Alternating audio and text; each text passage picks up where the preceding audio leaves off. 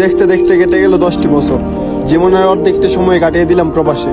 জীবনের প্রথম যখন বিদেশে আসার নাম নেই, কত হিসাব করেছি হাতের আঙ্গুল দিয়ে, আর বলতাম মা তোমাদের সকল কষ্ট আমি দূর করে দিব। বিমানের ছোট্ট জানালা দিয়ে মাকে আরেকবার দেখার চেষ্টা করলাম, আর একটু উপরে ওঠার পর বাড়িটাও দেখার চেষ্টা করলাম। প্রথম যখন বিমানবন্দরে এসে নামি, তখন কাউকে চিনি না, বাসাও জানি না, অপেক্ষায় ছিলাম 6 ঘন্টা। যে ছেলেটা বাড়িতে থাকতে সময়ের কাজ সময়ের মধ্যে শেষ করত, সেই ছেলেটা দীর্ঘ 14 ঘন্টা অপেক্ষা করছে তার কোম্পানির লোক এসে তাকে নিয়ে যাবে বলে। সেই সময় আমি বুঝতে পেরেছিলাম ক্ষুধার যন্ত্রণা কি।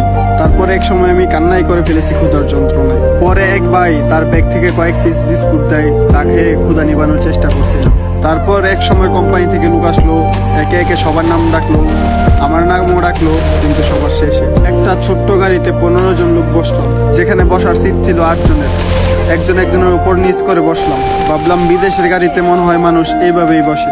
রাত তখন 11:30। আমাদেরকে একটা বাড়ির সামনে নামানো হয়। তারপর বলে আমাদেরকে সিঁড়ি বয়ে 7 তলায় উঠতে হবে। 2 হাতে লাকিজ, শরীর ক্লান্ত, তারপরও মনের বিরুদ্ধে জোর করে উঠলাম।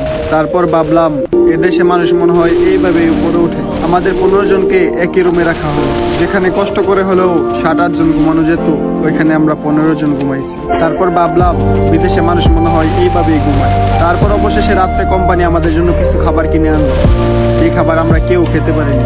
উল্টো পেটে যা ছিল তাও বেরিয়ে এসেছে বমি করে। ক্ষুধার জ্বালা নিয়ে জানালার পাশে বসে আকাশের দিকে তাকিয়ে অঝরে কাঁদতে লাগলাম, আর বলতে লাগলাম মাগো তোমার ছেলে ভালো আছে।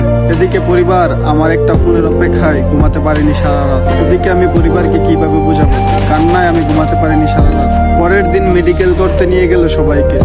সকালে 2 পিস শক্ত পরোটা দেওয়া হলো, সাথে মিষ্টি পানি। তা পেয়েও মনে হলো আকাশে চাঁদ পেয়েছি সবাই। মেডিকেল করার সময় এক দেশি ভাইকে দেখতে পেলাম। তিনি ফোনে কথা বলছিলেন, আমি তার পাশে বসে রইলাম। তার ফোন শেষ করে আমার দিকে তাকিয়ে বললেন, ভাই কিছু বলবেন?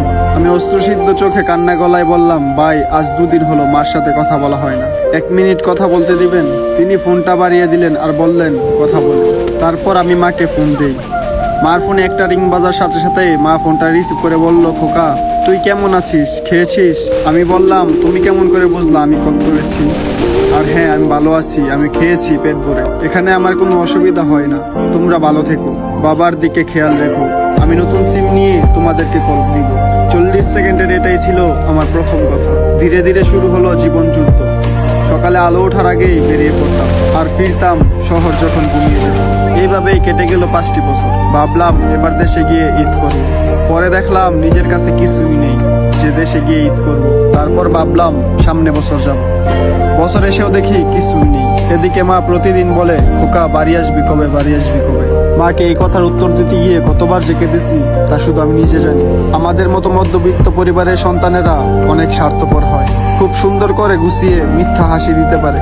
ভালো থাকুক পৃথিবীর সকল প্রবাসী এমন রেমিটেন্স যোদ্ধা ভাইয়েরা।